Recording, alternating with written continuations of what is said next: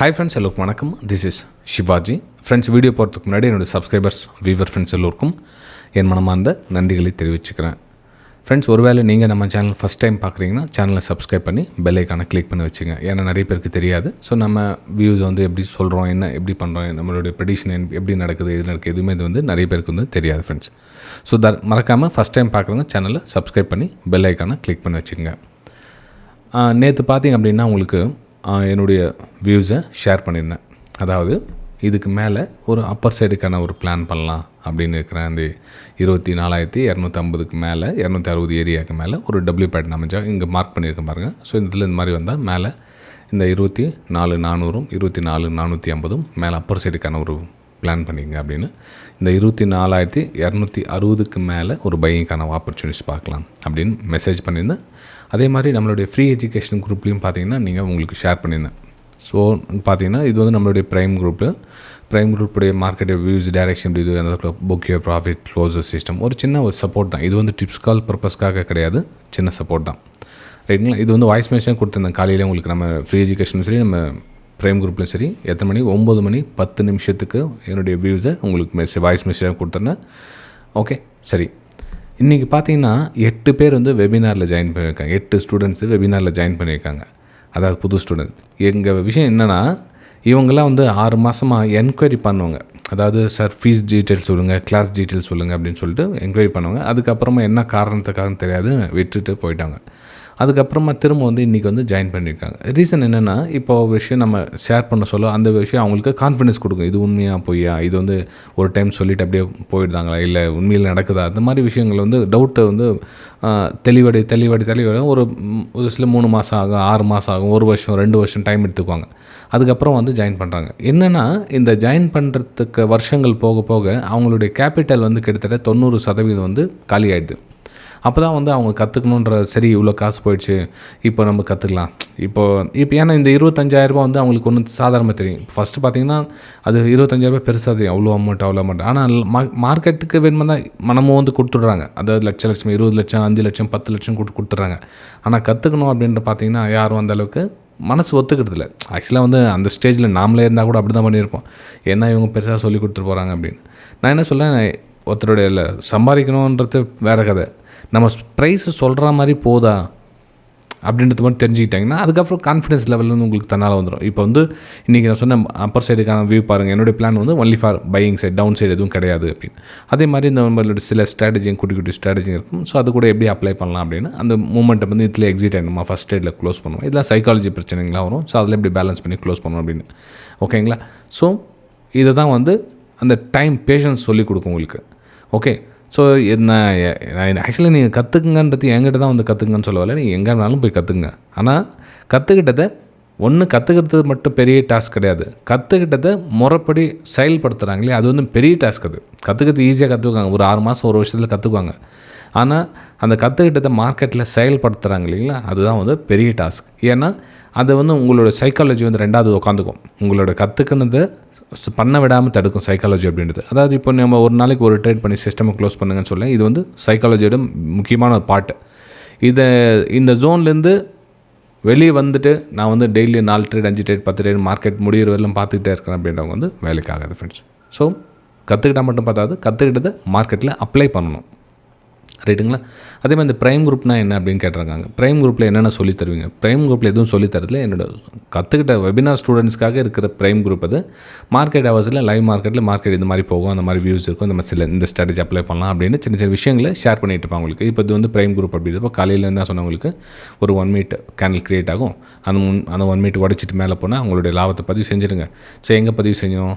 1:2 போனால் பதிவு செஞ்சுருங்க. இப்போ 1:2 வந்துச்சு. கிட்டத்தட்ட எவ்வளோ 5 பாயிண்ட் நம்ம எஸ்எல் போட்டோம் அப்படின்னா 24 பாயிண்ட் டார்கெட்னா கிட்டத்தட்ட 1:4 வந்துச்சு. ஆனால் நம்ம ஸ்டார்டிங் போட சொல்ல எஸ்எல் இங்கே போடுவோம். அப்போ 1:2 கணக்கு தான் வரும். அப்போ நம்ம 1:2 வந்துச்சு, சிஸ்டமாக க்ளோஸ் பண்ணுங்கள். Book your profit, close system. சின்ன ஹிண்ட் கொடுத்துட்டு அவங்களுக்கு சப்போர்ட்டிங்காக இருக்குன்னா ப்ரைம் குரூப், வேறு எதுவும் கிடையாது ஃப்ரெண்ட்ஸ். நீங்களும் விருப்பப்பட்டால் ஜாயின் பண்ணிக்கலாம் எஜுகேஷன் பர்பஸ்க்காக. ரைட்டுங்களா? சரி, இந்த ப்ரைம் குரூப் ஜாயின் பண்ணுறதுக்கு எவ்வளோ சார் அப்படின்னாங்க. இது ஒன்றும் பெருசாக சார்ஜ் இல்லை, ஒரு 3,000 ருபீஸு. அதுவும் 6 மாதத்துக்கு மாதம் 3,000 கிடையாது. இந்த 2026 வரையில் நீங்கள் அதை பயன்படுத்திக்கலாம். விருப்பப்பட்டவங்க ஜாயின் பண்ணிக்கலாம். ரைட், சரி. ஓகே சார், இப்போ வந்து நேற்று சொல்லியிருந்தீங்க மார்க்கெட் வந்து இதுக்கு மேலே ஒரு அப்பர் சைடுக்கான பிளான் பண்ணுங்கள், இந்த சப்போர்ட் ஏரியா இருக்குது, இதுக்கு ஒரு டபிள்யூ பேட்டர்ன் வந்துச்சுன்னா அப்பர் சைடு பிளான் பண்ணுங்கள் அப்படின்னு சொல்லியிருந்தீங்க. ப்ரைஸ் மூவ் ஆகிடுச்சு. ரைட். இப்போ நெக்ஸ்ட்டு மூமெண்ட்டை நம்ம எப்படி சார் தெரிஞ்சுக்கலாம்? இப்போ மார்க்கெட் வந்து மூவ் ஆகிடுச்சு. இப்போ எங்கே சார் தெரிஞ்சுக்கலாம்னா, இப்போது அந்த இடத்துல என்ன ரெசிஸ்டன்ஸ் ஏரியாவான்னு பாருங்கள். ப்ரைஸ் இதுக்கு முன்னாடி அந்த இடத்துல ப்ரைஸ் என்ன ரிஜெக்ட் ஆகிருக்குதா அப்படின்னு பாருங்கள். ரிஜெக்ட் எதுவும் ஆகலை அப்படின்னா நம்ம என்ன பண்ணலாம்னா வேறு மாதிரி பிளான் பண்ணலாம். அந்த இடத்துல ஆமாம் சார், அதுக்கு முன்னாடி ஒரு ரெசிஸ்டன்ஸ் ஏரியா இருக்குது, இப்போது அந்த ரெசிஸ்டன்ஸ் ஏரியா வந்து இந்த இடத்துல வந்து ப்ரைஸ் ரிஜெக்ட் ஆன இடம் அது தெரியுதுங்க. இங்கே தெரியும் பாருங்கள், உங்களுக்கு மார்க் பண்ணி காமிக்கிறேன். உங்களுக்கு தெரியல அப்படின்னா கற்றுக்குங்க. ஸோ இது வந்து பார்த்திங்கன்னா ஒரு ரெசிஸ்டன்ஸ் ஏரியா, ப்ரைஸு ரிஜெக்ட் ஆன இடம் அது. இப்போ எக்ஸாக்ட்லி ப்ரைஸ் ட்ராவல் ஆகிட்டு இருக்கு அந்த இடத்துல. இப்போ எல்லோரும் நினச்சிட்டு இருப்பாங்க ரெசிஸ்டன்ஸ் அப்படின்னா ப்ரைஸ் அப்படியே கீழே வந்துடும் அப்படின்னு, ஒரு ரெசிஸ்டன்ஸ் உடச்சிட்டு அப்படியே மேலே போய்டும் அப்படின்னு. அப்படி கிடையாது. இப்போ இந்த இடத்துல ஒரு ரெசிஸ்டன்ஸ் ஏரியா, அப்போ ப்ரைஸ் ரெசிஸ்டன்ஸ் ஏரியாலாம் ப்ரைஸ் இங்கே சஸ்டெண்ட் ஆகிட்டு நின்றுடுச்சு கொஞ்சம் நேரம் அப்படின்னா ஒரு பிரேக் அவுட்டுக்கான ஒரு வாய்ப்புகளை பார்க்கலாம் அப்படின்னு அர்த்தம். ரைட்டுங்களா? ப்ரைஸு இந்த ரெசிஸ்டன்ஸ் ஏரியா வந்து ரிஜெக்ட் ஆகிட்டு இங்கேருந்து லோயர் லோ ஃபார்மேஷன் நடந்தால் மட்டும்தான் வந்து நம்ம டவுன் சைடுக்கான ப்ரெடிக்ஷன் பண்ண முடியும். அதுக்கு முன்னாடி நம்ம டவுன் சைடுக்கான ப்ரெடிக்ஷன் எதையும் பண்ண முடியாது.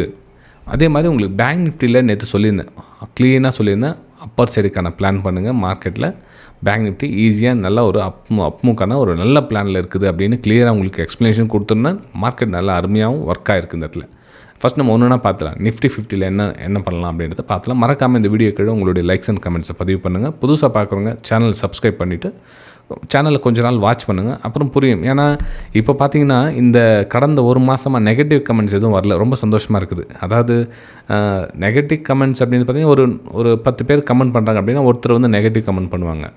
இப்போ இந்த கடந்த ஒரு மாதமாக பார்த்தீங்கன்னா 10 கமெண்ட்டுக்கு பார்த்தீங்கன்னா 10 வந்து ஓகே சாலிடாக வந்து குட் கமெண்ட்ஸ் ரியாலிட்டி பற்றி பார்த்தீங்கன்னா ஆக்சுவலாக வந்து 100 கமெண்ட் நான் சொல்ல வரல, வெறும் 10 எக்ஸாம்பிள் சொல்லும். 10 கமெண்ட் கூட வந்தாங்கன்னா அந்த 10 பேரும் ஒரு நல்ல கருத்துக்கள் தெரிவிச்சு ஒரு ஸ்மூகமான ஒரு சூழ்நிலை உருவாகும்.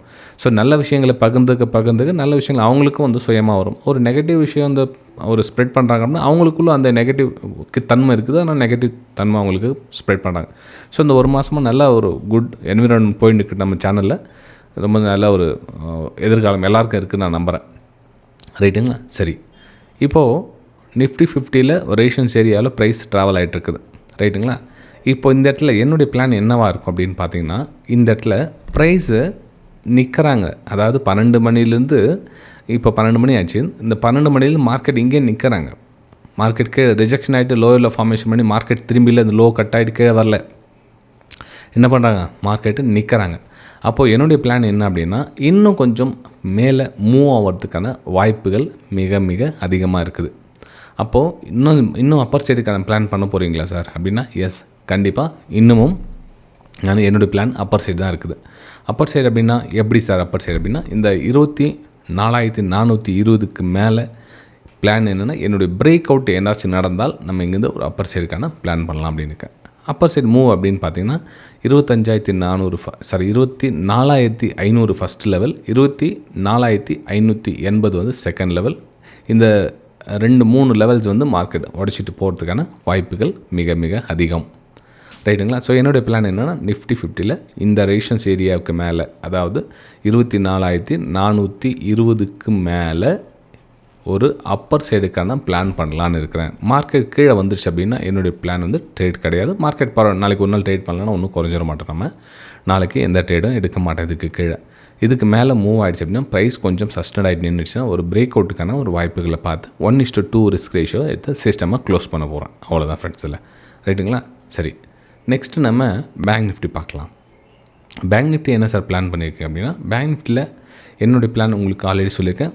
மார்க்கெட் ஒரு அப்பர் சைடுக்கான மொமெண்டம் ரெடியாக இருக்குது. பேங்க் நிஃப்டி அப்போதுமாக ஒரு நல்ல ஒரு மூவ் கொடுக்கறதுக்கான சான்சஸ் வெரி வெரி ஹை. நம்ம 1 மினிட் டைம் ஃப்ரேம் ஷிஃப்ட் பண்ணி பார்த்துக்கலாம். 1 மினிட்டில் கூட உங்களுக்கு சாலிடாக ஒரு அப்பர் சைடுக்கான மூமெண்ட் தான் இருக்குது. ஹையரை ஃபார்மேஷன் ஆகிட்டு க்ளீனாக மூவ்மெண்ட் ஆகிட்டு இருக்குது ப்ரைஸு. ஓகே, இதில் வந்து கீழே ரிவர்ஸ் பிளான் எதுவும் கிடையாது.